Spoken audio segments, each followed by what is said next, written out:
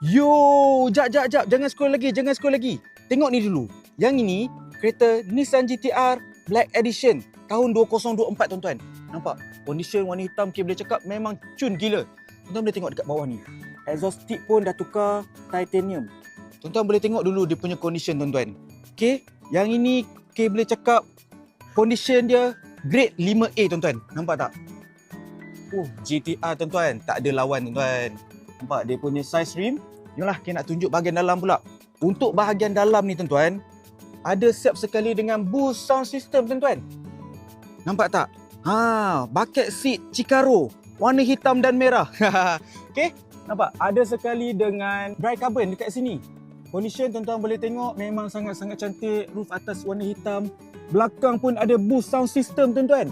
Condition K boleh cakap memang sangat-sangat handsome tuan-tuan. Kalau kata tuan-tuan berminat nak dapatkan GT-R dekat belakang K ni, terus Projek K. Harga kita sembang sampai jadi. Jumpa lagi. Assalamualaikum.